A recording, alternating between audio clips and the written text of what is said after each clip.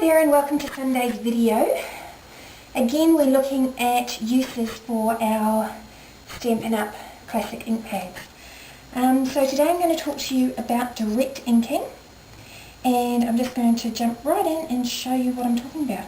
So again, we use our thumb to pop our coloured end, flip and slide, and then what we're going to do is just grab our designer series paper and run the edge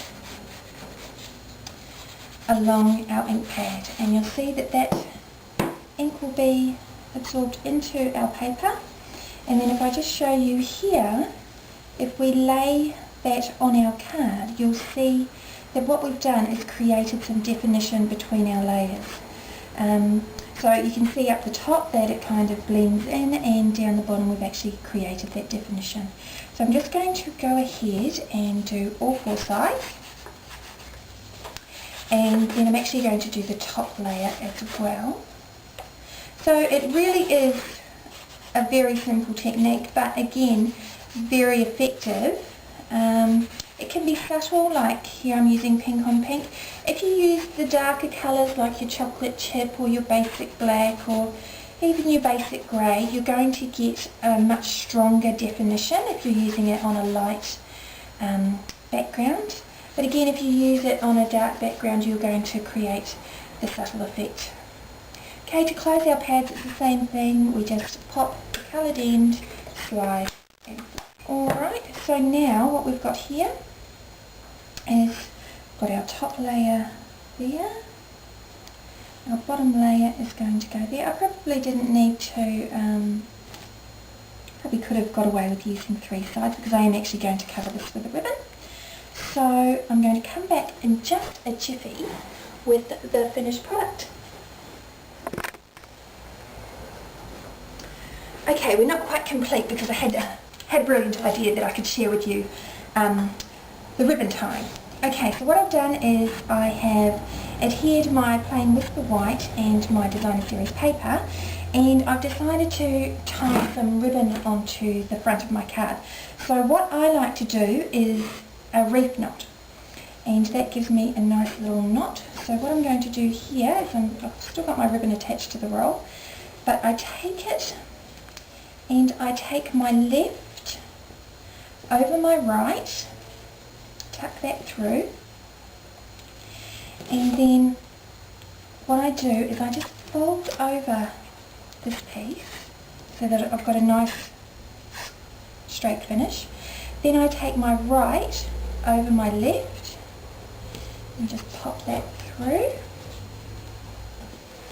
and then pull it tight. So it's left over right and right over left, and that will create your nice tidy knot. Alright, and then I just trim it, and the reason I keep my ribbon on the roll is just to save wastage. I'm quite frugal. Alright, so I'm just going to trim those ends, and there we have our pretty little knot, and I'm just going to add a stamped sentiment in just a moment.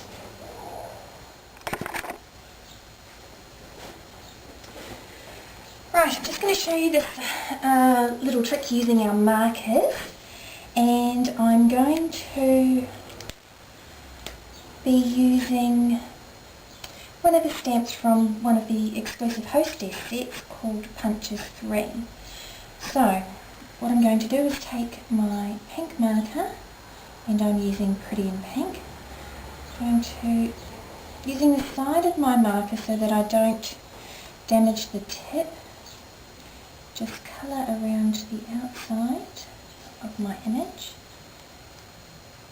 like so.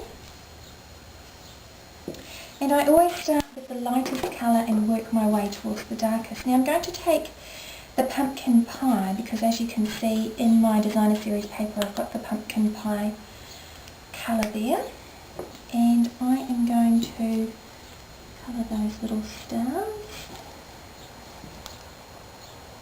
on the side there, as well as the little baby carriage.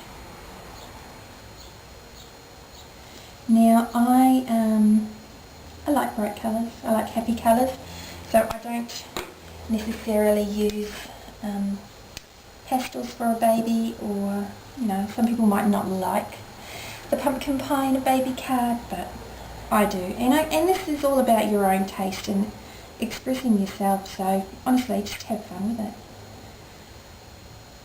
So now I'm just using the chocolate chip marker to colour in the sentiment and the little wheels on my carriage. And as I was saying, start with the lightest and work towards your darkest, because if your dark colour touches your lighter colour, the pen can absorb the colour difference. But if you've got your light colour, for instance your pink, picking up your chocolate chip, you're actually going to dirty your marker there.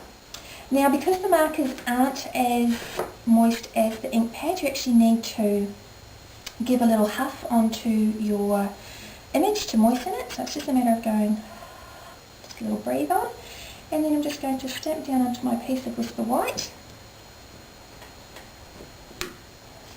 And there you have your coloured image. Now I'm going to take my wide oval punch, because the wide oval actually matches that particular image. Then I turn my punch upside down and I line up my image on the inside there, and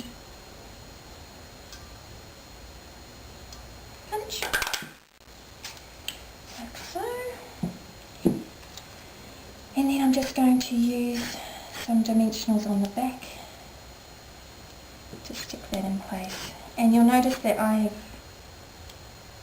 got my dimensionals cut into strips, and it's just so that I get more for my dollar, more out of my pack, just making it go a little bit further. So just peeling off the backing there, making sure I know which way my card is, and I'm just going to